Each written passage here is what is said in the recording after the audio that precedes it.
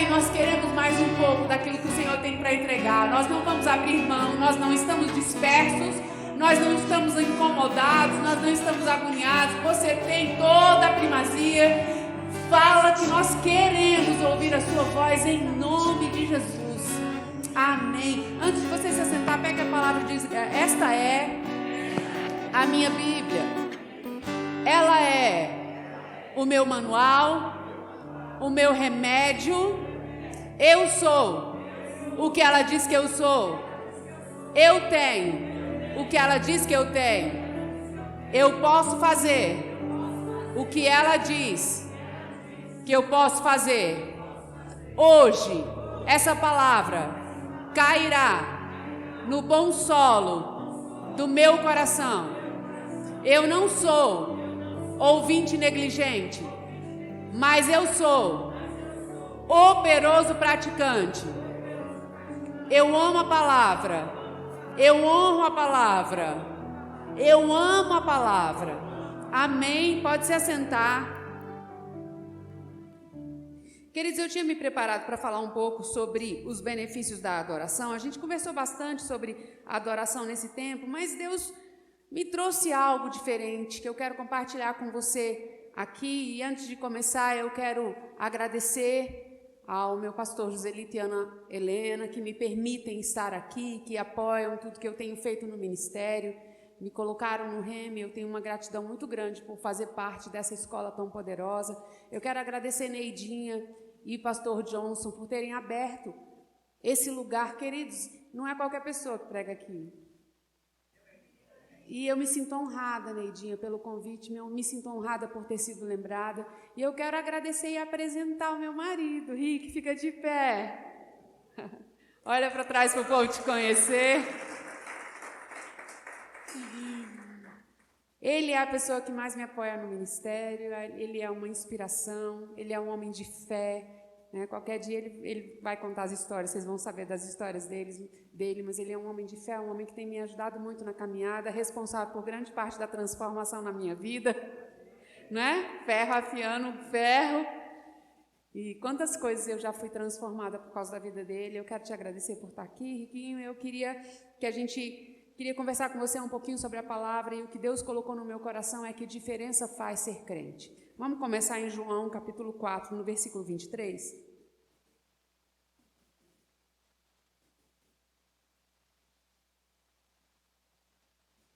A palavra diz, nós já lemos esse texto aqui algumas vezes, mas eu quero começar por aqui, diz assim, é Jesus conversando com Nicodemos, ele diz: mas vem a hora, e essa hora não vai chegar, ela já chegou. Diga, já chegou. Que hora é essa? É a hora em que os verdadeiros adoradores... Como assim, Keila? Por que ele está falando verdadeiros adoradores? Não havia verdadeiros adoradores na antiga aliança? A antiga aliança era uma sombra da nova aliança. Quer dizer, a realidade foi manifesta na nova aliança. Toda a adoração da antiga aliança era uma adoração que ela era imperfeita, incompleta. Por quê? Porque a pessoa de Jesus não havia vindo ainda. Então aquela adoração, ela toda apontava para uma realidade que se manifestaria. O sacrifício do cordeiro apontava para a realidade do sacrifício do sangue de Jesus que seria derramado. A adoração diante da arca apontava para a adoração que nós poderíamos prestar agora sem véu. Nós falamos sobre isso ontem, falamos sobre isso hoje. Então Deus está dizendo aqui, agora vem a hora, e já chegou, em que os verdadeiros adoradores, aqueles que têm condição de adorar mesmo, do jeito que o Pai procura, estes adorarão ao Pai em espírito e em verdade, porque já renasceram no espírito, porque são estes que o Pai procura para seus adoradores. A Bíblia vai falar que Deus procura adoradores e vai falar que Deus procura gente que esteja na brecha, e que, em outras palavras, quer dizer intercessores. A Bíblia não fala que Deus está em busca de gente muito inteligente, não diz que Deus está em busca dos ricos da terra, não diz que Deus está em busca daqueles que são bem dotados, ou daqueles que vieram de uma boa família, ou daqueles que têm os melhores relacionamentos. Diz que Deus está em busca de pessoas que o adorem. Por quê? Que diferença faz a gente ser um adorador? E aí eu quero ver com você no Salmo 73. Vai lá para o Salmo 73, porque talvez a dúvida do salmista seja a sua dúvida. Salmos, no capítulo 73, esse é um texto muito engraçado. Diz assim: com efeito, Deus é bom para com Israel, para com os de coração limpo. Quer dizer, eu reconheço que Deus é bom, mas quanto a mim, versículo 2, porém, quase me resvalaram os pés, ou quase que eu me desvio, pois pouco faltou para que se desviassem os meus passos, pois eu invejava os arrogantes ao ver a prosperidade dos perversos. Para eles não há preocupações, o seu corpo é sadio e nédio, quer dizer, o corpo dele é gordo e é farto, é isso que é nédio. Eles não partilham da canseira dos mortais e não são afligidos como os outros homens. Daí a soberba que os cinge como um colar e a violência que os envolve como um manto. Os olhos saltam-lhes da gordura, do coração brotam-lhes fantasias. Motejam, quer dizer, riem, e falem maliciosamente. Da opressão falam com altivez. Contra os céus desandam a boca, e a sua língua percorre a terra. Por isso, o seu povo se volta para eles e os tem por fonte de que bebe a largos sorvos. E diz: como sabe Deus? Acaso há conhecimento no Altíssimo? Eis que são estes os ímpios, sempre tranquilos, aumentam as suas riquezas. Muitas vezes esse é o pensamento do crente. Ele está perguntando: que diferença faz servir a Deus? Que diferença faz ser de Deus? Porque a gente olha para a vida dos ímpios e parece que com eles vai tudo bem.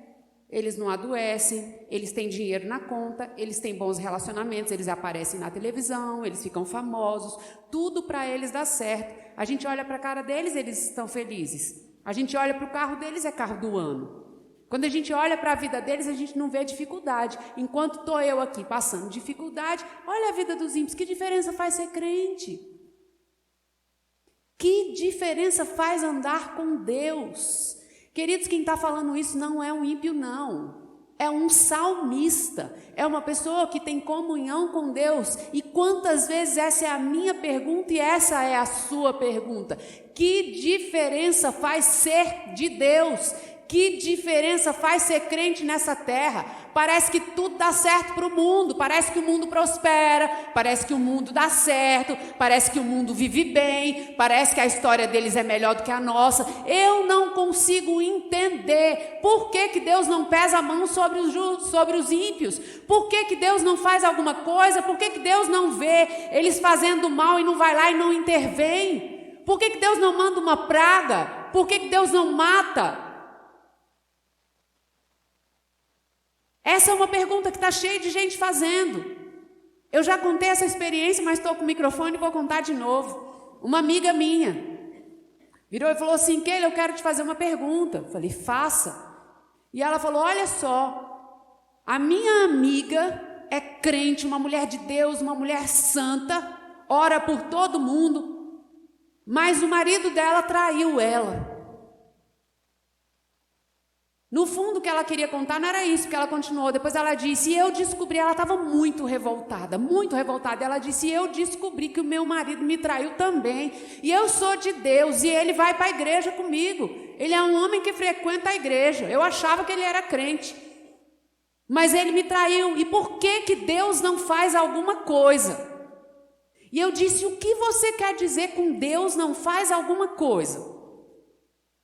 Ah, por que Deus não faz alguma coisa? Eu disse: que coisa é que você gostaria que Deus fizesse? Por que Deus não bota ele numa cama? Eu disse: mulher, se botar ele numa cama, quem vai cuidar é você. E a gente está perguntando: por que Deus não manda um raio em cima dos ímpios? Por que Deus não mata? Por que Deus não interfere? Por que Deus deixa fulano ganhar a eleição e cicrano ganhar a eleição? Por que Deus deixa acontecer o que está acontecendo no mundo? Por que Deus deixa terremoto? Por que Deus deixa esse tanto de coisa ruim que está acontecendo? Queridos, não é Deus que está deixando nada, não. Ele deu o governo da terra. Ele disse, olha, domine, multipliquem-se, governem. Sabe o que a Bíblia diz? O mundo jaz no maligno. Ele disse, o meu reino não é desse mundo não, porque quando for ele que for governar, queridos, acabou. Acabou para o ímpio, acabou o terremoto, acabou o desastre na natureza. Quando ele vier governar, acabou tudo isso. Mas um homem que não é um adorador, que não conhece a Deus, que não entende o seu Deus, diz, Senhor, eu olho para a vida dos ímpios e eu tenho inveja deles. Volta aí para o versículo 3, porque diz assim, eu invejava os ímpios. Eu olho para a vida deles e só vejo coisa boa. Essa é a vida daquele que não compreendeu quem é e o que tem. Sabe o que eu respondi para aquela mulher? Por que Deus não faz alguma coisa? Eu disse, deixa eu te lembrar uma coisa. Lembra que você me contou que sua filha estava dando trabalho? Aí ela falou, o que isso tem a ver? Eu disse, sua filha continuou dando trabalho? A filha dela estava saindo escondida de madrugada para sair. Para ir para as baladas e para as histórias aí do mundo. E ela tinha me contado que ela estava muito brava com isso. Eu disse, sua filha continua te dando trabalho? Ela disse, continua. Eu disse, por que você não faz alguma coisa? Quebra a perna dela. Por que a gente não faz? A gente é melhor do que Deus? Quer dizer, a gente tem amor pelos nossos filhos, mas Deus não tem não. Você sabia que os ímpios são potenciais filhos? Só falta se converter, porque Deus olha para eles com amor. Todos eles são amados por Deus. Deus nos amou quando a gente era pecador, não foi quando a gente virou bonzinho. Deus nos amou quando a gente era inimigo dele. Você sabia que a gente não estava procurando por ele? A gente não estava atrás dele não, era ele que estava vindo ao nosso encontro. Foi por causa da iluminação do Espírito Santo dentro de nós que nós nos convertemos. É tudo graça, é favor imerecido. Esse salmista disse, eu olho para a vida dos ímpios e eu morro de inveja. Querido, você está invejando a vida dos ímpios. Graças a Deus pela palavra, porque ela vai continuar. Olha aqui para o verso 9. Aliás, para o verso 13. Diz assim, com efeito, inutilmente eu conservei puro o coração e lavei as mãos na inocência. É inútil ser crente, é o que ele está dizendo. O que adiantou eu ser santo? O que adiantou eu conservar meu coração puro? De que adiantou eu ser uma pessoa inocente? Versículo 14. Pois de contínuo eu sou afligido a cada manhã e eu sou castigado. É assim que eu me sinto, Deus. Eu me sinto afligido, eu me sinto castigado. 15. Se eu pensasse em falar tais palavras, se eu decidisse falar como os ímpios, eu já teria traído a geração dos teus filhos. Em só refletir para compreender essa diferença entre a vida do ímpio e eu que estou aqui fazendo todo esse esforço para ser santo, eu achei essa tarefa muito pesada para mim. Até que, glória a Deus, porque tem um até que. Até que. Quantas pessoas estão dizendo, pai, eu me santifico, eu não roubo, eu sou honesto, eu pago imposto e está cheio de ímpio que está sonegando. Eu estou aqui me esforçando para fazer o que é certo e está todo mundo fazendo tudo que é errado. E eu olho para a vida deles e parece que vai tudo bem. Esse é o pensamento de quem não entendeu o que é um adorador e qual é o Deus que está servindo. Esse homem está reclamando diante de Deus, mas existe um até que. E antes de resolver esse até que para você, eu quero que você vá em Oséias, no capítulo 6, no versículo 4. Oséias 6, versículo 4.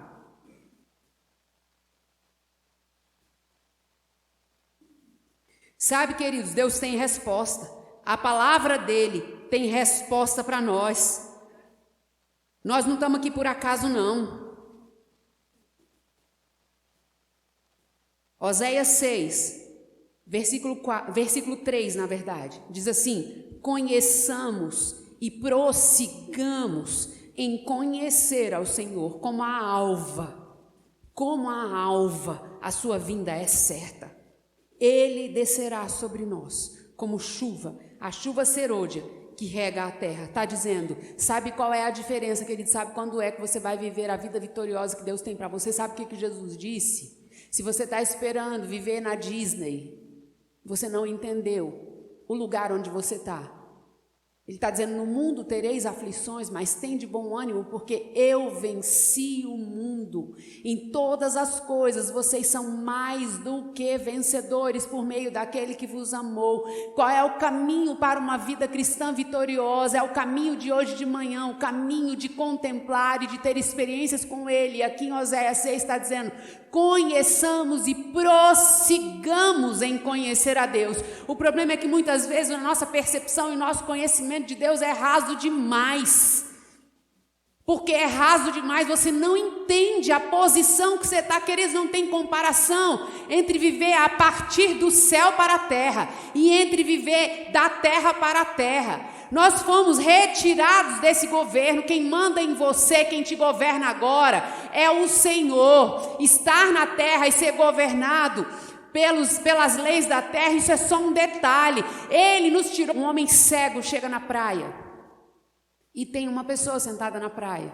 E esse homem cego tateando ali se assenta do lado daquela pessoa e fala assim, olha, eu tenho 60 anos e eu nunca tive a oportunidade de ver o mar. Me descreve como é o mar. E aquela pessoa que está sentada ali, ela diz assim, olha, o mar é assim. É tanta água, tanta água, tanta água, é muita água. E aqui, ó, na beira do mar, é uma areia bem branca. E essa água do mar é assim, ó, ela vem e vai, ela vem e vai. Ela sobe, é esse barulho que você está ouvindo aí. Você não pode ouvir, mas você não pode ver, mas é esse barulho aí que você está vendo. E vem e vai. E tem uns barquinhos que passeiam por cima e fica um monte de gente tomando banho no mar. A água dele é um pouco gelada, mas é isso que é o mar. Aí aquele homem disse, muito obrigado. No dia seguinte, esse homem volta, ali com a sua bengalinha, e ele senta no mesmo banquinho, só que dessa vez quem está lá é um mergulhador. Aí ele pergunta, ele diz, eu nunca tive a oportunidade de ver o mar. Você pode me contar, me descreve como é o mar. E ele diz, olha, o mar é uma multidão de água, mas é algo tão lindo, tão lindo. Ele faz uma divisa com o céu, e dependendo de como tiver o céu, você não sabe o que é mar e você não sabe o que é céu. E a água vai, a água vem, aquela água é tão refrescante, é tão maravilhosa aquela água. Escuta esse barulho, olha que barulho gostoso, esse barulho chuá, chuá. E na beira do mar tem uma areia branquinha, branquinha, e quando você coloca o seu pé, é uma sensação tão agradável de pisar naquilo ali. É meio assim, é macio, você pisa e o seu pé afunda, mas é tão gostoso, sabe? Só que o que as pessoas conseguem ver do mar não se compara ao que há dentro dele. Dentro dele tem peixes de todos os tamanhos e de todas as cores e de todos os formatos. Tem peixes achatados, tem peixes que são mais gordinhos, tem peixes grandes, tem peixes vermelhos, tem peixes amarelos, tem tubarões, tem baleias. Sabe, quando você mergulha lá, tem tanta vegetação e é lindo lá, é lindo. E aquele homem foi contando, querido, que diferença entre alguém que conhece e alguém que não conhece. Muitas vezes o que a gente sabe de Deus é a partir de alguém que não provou, que não conhece. E aí o nosso conhecimento é tão raso que a gente diz, pai, parece que é melhor ser ímpio do que ser crente. Mas quando você conhece, você diz, eu não te troco por nada. Eu não te troco por nada. Olha, eu podia ser o homem mais rico. Nenhuma riqueza sem você tem graça, pai. Versículo 17 vai chegar um até que. Ele diz no verso 17, Salmo 73, 17. Deixa eu ler do 16, dizem, só refletir para compreender por que é tão diferente a vida do ímpio e a vida do justo. Eu achei que era muito pesada a tarefa de mim, até que eu entrei no santuário de Deus e eu atinei com o fim deles. Até que eu entendi qual é o fim dessa carreira aqui. E aí, depois você vai ler o Salmo, que é a resposta de Deus para tudo isso. Aliás, vamos dar uma olhadinha. Vamos olhar. Primeiro, chega aí no verso 23. Deixa eu ler o 21, diz assim: quando o coração se me amargou e as minhas entranhas se me comoveram, eu estava embrutecido e eu era um ignorante quando eu pensava nisso. Ignorante do quê? Ignorante da riqueza que é ser de Deus. Eu era como irracional à sua presença. Todavia, eu estou sempre contigo. Tu me seguras pela minha mão direita. Tu me guias com o teu conselho. E depois. Ah, querido, você não tem ideia do que é o depois. Depois tu me recebes na glória.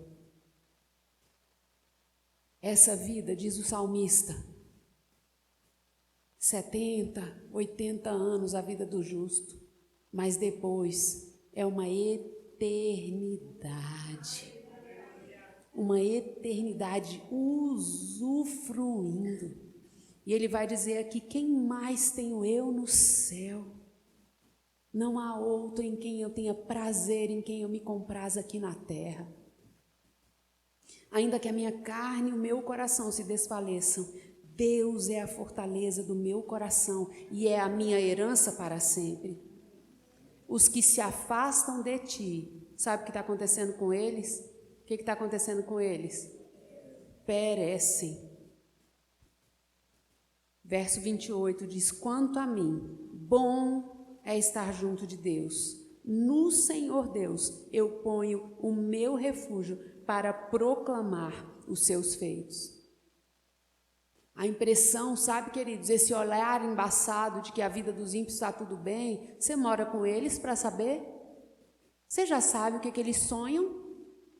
Você sabe como é que é a noite de sono deles? Como a gente pode invejar uma pessoa que não tem Deus, só não conhecendo essa riqueza que é ser de Deus?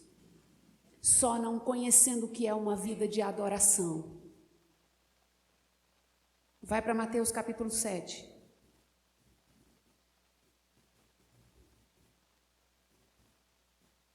Mateus capítulo 7, versículo 24. Diz assim: todo aquele, pois, que ouve estas minhas palavras e as pratica, será comparado a um homem prudente, que edificou a sua casa sobre a rocha. E caiu a chuva, e transbordaram os rios, e sopraram os ventos, e deram com ímpeto contra aquela casa, que não caiu. Diga: não caiu. Por que não caiu? Porque foi edificada sobre a rocha. Verso 26. E todo aquele que ouve estas minhas palavras e não as pratica, será comparado a um homem insensato, que edificou a sua casa sobre a areia. E caiu a chuva, transbordaram os rios, sopraram os ventos, e deram com ímpeto contra aquela casa. E ela desabou, sendo grande a sua ruína. Quando você lê esse texto, existem 2 versículos nesse texto que são absolutamente iguais. Versículo 25, deixa eu ler de novo para você, diz assim: caiu a chuva, transbordaram os rios, sopraram os ventos e deram com ímpeto contra aquela casa. Versículo 27 diz: caiu a chuva, transbordaram os rios, sopraram os ventos e deram com ímpeto contra aquela casa. O sol nasce para bons e maus, a chuva cai para bons e maus, enquanto estiver no mundo. Quando nascer o sol vai estar sobre você e vai estar sobre mim. Quando cair a chuva vai estar sobre você e vai estar sobre mim. Aparentemente é tudo igual, mas, querido, na hora que o negócio aperta, o ímpio tem grande ruína e o justo permanece de pé. Por quê? Porque a sua confiança não está colocada na riqueza, não está colocada naquilo que é bom, sabe? Vai chegar a aflição. Isso daí não é tá profetizando coisa ruim, não. Jesus disse: nesse mundo tereis aflições, mas tem de bom ânimo. Porque eu venci o mundo. Há uma capacidade em você, há um poder em você que o ímpio não tem. E além disso, você tem um futuro glorioso. A sua vereda é como a luz da aurora, cada dia para você está melhor. Não é assim a vereda do ímpio, não. A vereda do ímpio é cada dia mais tragédia. Mas eles têm dinheiro, queridos. O que é dinheiro? Nós precisamos parar de colocar o nosso olhar e o nosso coração naquilo que perece. Dinheiro fica. Você já viu um caixão cheio de dinheiro? Por isso que a Bíblia diz que é melhor às vezes você ir a um velório do que você ir a um banquete, porque a gente tem a oportunidade de parar e de pensar e de refletir. O salmista disse: ainda que, não é garantia que vai acontecer não, mas ainda que eu passe pelo vale da sombra da morte, eu não vou temer mal algum, porque o Senhor está comigo. O Senhor é o meu pastor e nada vai me faltar. Ainda que temporariamente eu não esteja vendo, eu tenho na minha boca uma palavra que traz à existência aquilo que não existe. Eu tenho dentro de mim um poder que entra em operação quando a minha boca fala aquilo que Deus diz. Eu nasci para mudar realidades, eu nasci para mudar esse mundo. Eu não nasci para tomar a forma do mundo e nem para invejar ímpio. Eu nasci para transformar realidades. A terra só está inteira porque a gente está aqui, porque no dia que a gente for embora, isso daqui vai apodrecer, e falta muito pouco. Vós sois o sal da terra, vós sois a luz do mundo. A luz que brilha na sua casa é você. É Cristo em você que é a esperança de uma terra gloriosa. É Cristo em você que é a esperança de uma casa gloriosa, de um futuro glorioso, de uma família gloriosa. Eu falei para vocês que na antiga aliança ninguém podia se aproximar de um impuro porque se tornava impuro. Sabe como é na nova aliança? Onde você chega, tudo se tornou santo porque você está lá. É a santidade que emana de você que faz os ambientes ficarem santos. É por isso, queridos, que a gente agora pode comer de tudo. Na antiga aliança não podia comer carne de porco, sabe por quê? Se tornava impuro. Agora você pode comer de tudo, sabe por quê? Porque a oração e a palavra santifica todas as coisas. O poder que está no adorador é tão extraordinário que eu quero que você vá para Atos capítulo 16. Você é resposta para a sua casa, você é resposta para essa geração. Você não está aqui a passeio, você está aqui como um embaixador do reino de Deus, como um cooperador de Deus para fazer as mesmas obras e obras ainda maiores. Mas enquanto a gente ficar perguntando, Deus por quê? Deus quando? Não vai acontecer. Porque agora, queridos, ele disse, está consumado. A minha parte eu já fiz. O que está esperando? Agora é você fazer a sua parte. É andar por todo mundo, curando os enfermos, ressuscitando os mortos, transformando a atmosfera do lugar. Atos no capítulo 16, a gente vê um povo que viveu uma experiência terrível. Atos 16, no verso 19. Vai falar sobre uma experiência de Paulo e Silas. Deixa eu começar com o verso 23, diz assim, Atos 16, 23. Depois de lhes darem muitos açoites, a quem Paulo e Silas os levaram para o cárcere, ordenando ao carcereiro que os guardasse com toda a segurança. Depois de lhes darem o quê? Você sabe o que é muitos açoites? Muitos açoites machuca? Muitos açoites dói? Muitos açoites deixa marca? Deixa marca. Agora, você quer saber? Queridos, às vezes a dor do corpo é inferior à dor da alma. Quem sofre, quem já sofreu de depressão, de síndrome do pânico, sabe que a dor da alma é pior. Sabe quando é que as pessoas se suicidam? Quando a alma está doendo tanto, tanto, tanto que ela não aguenta mais. Esses homens aqui, eles receberam muitos açoites, sabe por quê? Sem ter feito absolutamente nada de errado. Eles não fizeram nada de errado. Eles expulsaram o demônio de uma menina que estava atrapalhando uma cidade. Eles abençoaram a vida daquela menina. E aí os patrões daquela menina, que ganhavam dinheiro, entende que aquela menina era oprimida por homens que queriam ganhar dinheiro nas costas dela? Paulo liberta aquela menina e os patrões dela vão ficar tão irritados que vão levantar confusão contra Paulo e contra Silas e eles serão espancados. E querido, imagina, eu não sei qual seria a sua reação, mas eu já fiquei pensando, Paulo podia muito bem ter chegado no interior do cárcere e dito, Jesus, o senhor estava aonde quando eu estava apanhando? Eu estava falando a sua palavra, por que o senhor não interveio? Por que o senhor não fez alguma coisa? Por que o senhor não mandou um raio do céu? Mas um adorador, queridos, ele entende que a vida dele reflete algo maior. Até o sofrimento dele glorifica a Deus. Aqui no verso 24 diz assim, este recebendo tal ordem, o guarda levou-os para o cárcere interior e lhes prendeu os pés no tronco. Não bastava ter apanhado o suficiente, o pé está preso no tronco. Sabe o que isso quer dizer? Não dá nem para deitar, para descansar, porque o pé está preso. Como que deita com o pé preso no tronco? Não deita. Mas um adorador não vai perguntar a Deus por quê. Sabe o que ele faz? Versículo 25, por volta da meia-noite, Paulo e Silas oravam e cantavam louvores a Deus. Quando você entende o espírito que você carrega, você canta na pressão. Você canta quando está de torar o que você está vivendo.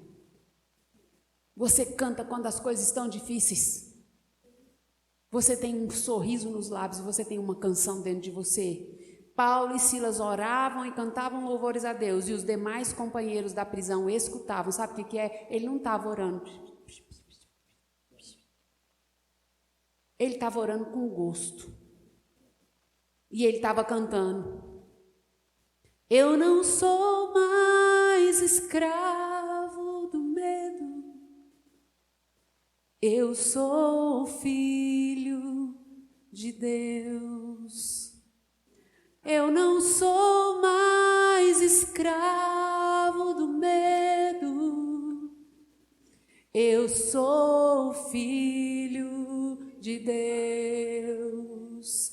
E o povo que está na prisão está perguntando, só pode estar doido.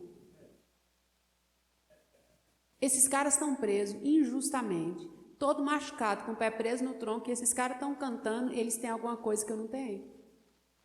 Eles não são normais, não, eles não são dessa terra, não. Não pode uma coisa dessa. Pois se eu que estou preso, porque mereço, estou aqui revoltado, eles sem merecer, eles estão orando e cantando, não é possível um negócio desse. Sabe o que é, querido? Satanás conseguiu prender o corpo, mas não prendeu a alma. Não conseguiu mudar o que eles tinham por dentro. E sabe qual é o efeito disso na terra? Quando você entende que a sua vida de adorador não é só para você, você canta na pressão porque você sabe que há um louvor que vai mudar toda a atmosfera ao seu redor. Olha o que acontece, 26, de repente, sobreveio tamanho terremoto que sacudiu os alicerces da prisão e abriram-se todas as portas. E soltaram-se as cadeias dos mais bonzinhos. É isso? Soltaram-se as cadeias de quantos? De todos. Sabe o que falta às vezes para a nossa casa ser transformada? É a gente parar de reclamar e começar a cantar no tempo de pressão. Sabe o que falta, sabe, para virar uma chave na vida espiritual, às vezes do seu marido, do seu filho?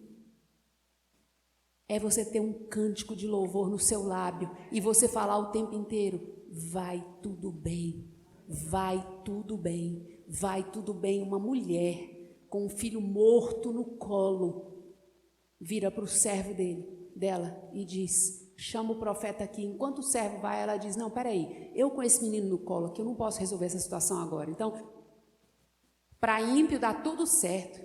Eu não consigo entender, o meu vizinho prospera. O meu tio nem crente é e está prosperando. E olha a minha vida. Parece que Deus não me enxerga. Parece que Deus não me vê. Conheçamos e prossigamos em conhecer a Deus. Deus tem resposta para o que você está vivendo hoje. Deus tem resposta para a sua situação. Só depende do que está na sua boca. A Bíblia diz, e Ele nos colocou nos lábios um hino de louvor ao nosso Deus. Ele colocou na nossa boca um novo cântico. Quando você olha a vida de Paulo, você não vai ver a vida de um cara que andou passeando na Disney. Aí você chega na epístola de Paulo aos Filipenses e ele está preso.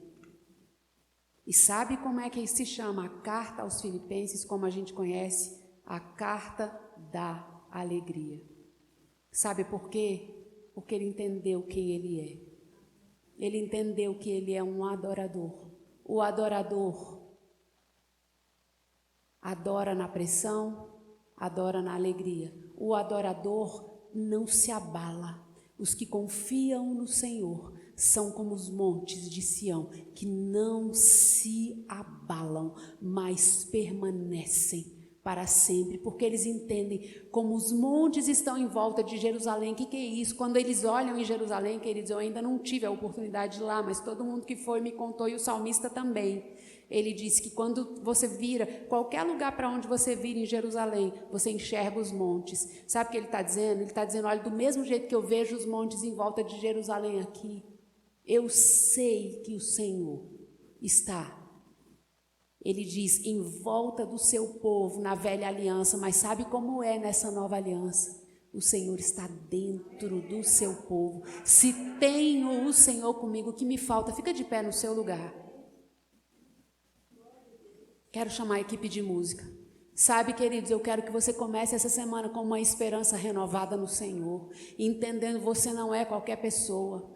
Quando você canta, você liberta outros. Quando você adora, você livra outros. Deus esperava por você. É por isso que Jesus falou, o Pai esperava por verdadeiros adoradores. Ele veio no prazo mais breve e agora Ele confia em você. Ele disse, ide por todo mundo agora, sejam vocês as minhas testemunhas. Curem os enfermos, tragam uma boa palavra, tragam uma palavra de esperança. Quando você chegar agora lá no seu trabalho amanhã, sabe, querido, chega com um sorriso no rosto, agradece porque está vivo, chega com um sorriso no rosto e muda o ambiente, muda a atmosfera do seu trabalho, muda a atmosfera da sua casa, muda a atmosfera do Brasil. É isso que a gente está fazendo, sabe? Deus é por nós, e se Deus é por nós, quem será contra nós? Aquele que não poupou o seu próprio filho, antes por todos nós o entregou, como não nos daria juntamente com ele todas as coisas? Todas as coisas, todas as coisas. O que é que te falta? Te falta alegria. A alegria está em todas as coisas. O que é que te falta? Paz. Paz está em todas as coisas. O que é que te falta? Esperança. Esperança está dentro de todas as coisas. O Senhor é convosco, o Senhor é por você, Deus é em você. Amanhã, quando você acordar, o Espírito Santo não saiu para passear, diga para ele, bom dia Espírito Santo, que dia glorioso a gente vai ter, vamos fazer coisas poderosas nessa terra hoje, Espírito Santo. Muito obrigada, Pai, porque hoje eu gero nessa geladeira tudo que ela precisa. O Senhor é um Deus que traz recursos. Pai, obrigada, porque eu sou um grande vendedor. As pessoas serão atraídas até a mim, e eu vou dar para elas mais do que um produto. Eu vou dar para elas da tua presença. Eu vou compartilhar com eles do rio de água viva que flui dentro de mim. Pai, obrigada, porque a minha casa é um pedaço do céu, localizado aqui na QNO, na QNP, eu sei lá onde. Você veio para iluminar. Cristo em você, esperança de uma vida gloriosa. Você só vai ficar melhor. A vereda do justo é como a luz da aurora, cada dia brilha mais e mais e mais e mais. Você amanhã vai acordar mais rico. Você amanhã vai acordar mais poderoso. Você amanhã vai acordar mais sábio. Um adorador entende, você é uma bomba atômica para o inferno. Por que andais preocupados e sobrecarregados? Vinde a mim todos vós que estáis cansados e sobrecarregados, e eu te trarei descanso. Você é instrumento de descanso para esse mundo. Deus confia em você. Você é a resposta de Deus para o Brasil. Traz a atmosfera do céu. Traz a atmosfera do céu. A atmosfera do céu não é algo que está lá no céu, não. A atmosfera do céu está dentro. Está dentro. Está dentro. Deixa fluir, deixa fluir, deixa fluir. Chega na sua casa hoje com um sorriso de Gênesis Apocalipse. Se lembra de quem você é. Diga: eu sou um verdadeiro adorador. Eu sou luz do mundo. Eu sou sal da terra. Diga: a minha vereda é como a luz da aurora, cada dia mais glorioso. Diga: esta semana eu farei coisas espetaculares, porque Deus é comigo, porque eu tenho a assistência do Espírito Santo. Diga: o Todo-Poderoso habita em mim. O Todo-Poderoso habita em mim. Aleluia. Olá! Muito bom ter você até agora aqui conosco, ouvindo essa palavra. E eu tenho certeza que você foi amplamente edificado com isso. E eu quero te dizer que não para por aqui. Deus tem um presente para você. Se você ainda não confessou Jesus como seu Salvador, eu te convido a fazer essa oração de confissão comigo, porque através dessa oração de confissão você vai ter uma nova vida, a própria vida de Deus dentro de você. Repita esta oração comigo. Deus, eu confesso que Jesus é o meu Senhor e eu creio que Ele ressuscitou dentre os mortos através do Teu Espírito e eu faço dele o Senhor da minha vida. Eu recebo a vida de Deus dentro de mim. Em nome de Jesus, amém. Muito obrigada. Agora que você fez a sua confissão, você faz parte da família de Deus. Eu quero que você clique neste link aqui abaixo e você deixe o seu contato, que nós iremos entrar em contato com você para lhe conhecer melhor e dar as boas-vindas a você, a essa grande família. Prospere e avance.